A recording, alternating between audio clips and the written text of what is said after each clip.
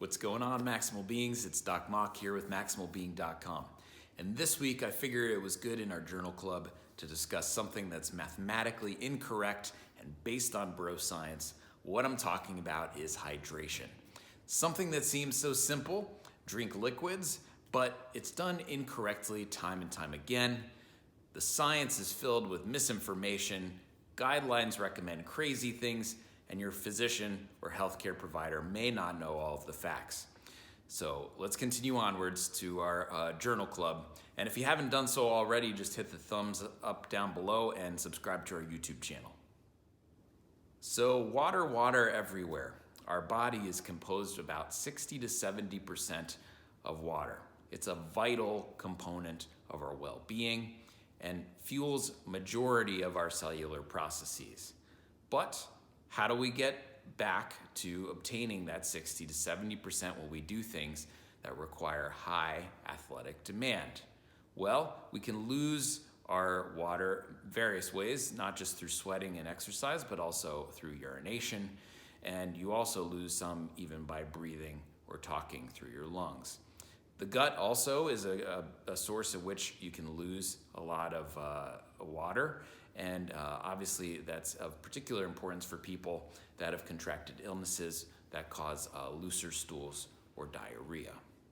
But your body has a lot of ways that it can uniquely get that hydration back, namely your thirst mechanism.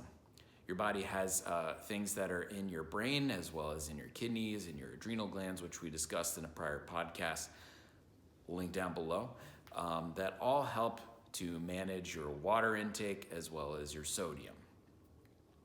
Where things go wrong is when you listen to a lot of the guidelines that are out there and they try to place people into boxes and recommend a set amount of water per person. And it's evident to me in our social media conversations this week that there is a lot of differences in opinion as far as this goes.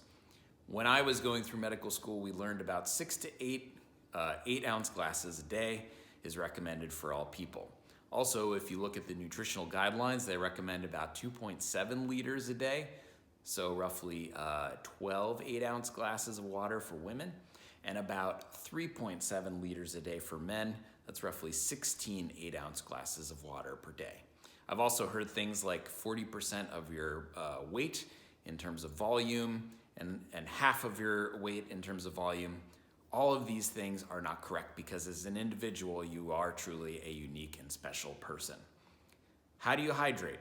Well, a lot of the sports drink companies would like you to believe that you're gonna reach athletic heights like MJ if you drink sports drinks. And if you go on really any blog or site, they're gonna say that sports drinks are superior to water.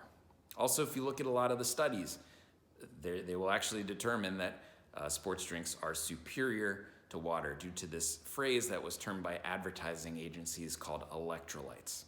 Electrolytes are not a new thing, and as scientists and physicians and healthcare providers, we've known about this for years. These are ions in our body, but they got this special term as an advertising ploy. Things like sodium, potassium, phosphorus, and magnesium are present in our bodies, are present in our food, and again, through proper nutrition, you can gain all of these things naturally through your foodstuffs. So you don't really need to drink sports drinks, and if you look at a lot of the literature, the selling point is that you gain electrolytes. But if you just eat a good meal and hydrate after working out, you will gain all of these valuable electrolytes to fuel your cellular processes. Also, look at the evidence. A lot of the evidence is of poor quality, underfunded, or funded by the sports drink companies themselves. So why are they going to show and publish the fact that their product was inferior? If you like drinking it for the taste, great, but just know that they're loaded with sugar, and most of the drinks actually contain about half or a full dose of your sugar that's recommended in a day, about 25 to 50 grams per 24-hour period. So with that being said, how do we hydrate? How do we know how much? How do we know how much water to drink? Well, your body's figured that out also. You have thirst. If you're thirsty, drink water. It's really that simple. if you're not thirsty, you probably don't need to drink water.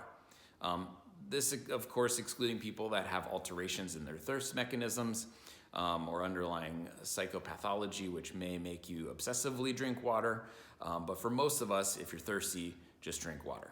How do you know that you're properly hydrated? I'm sure you can feel it. If you're not hydrated properly, you may feel down or fatigued during the course of the day.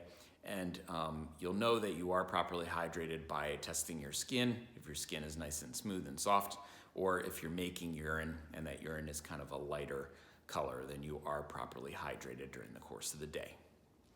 I start my day off every single day with a glass of water. Then I have my coffee. Gotta have your coffee. But start with water because that is an important way to just start the day off in the right way. It helps with your hunger. It helps with being hydrated throughout the course of the day, which coffee obviously counteracts because it's a diuretic. If you have any questions for us, reach out to us at team@maximalbeing.com. We'd be happy to answer your questions on our YouTube channel. And if you want to read the full article, head on over to maximalbeing.com.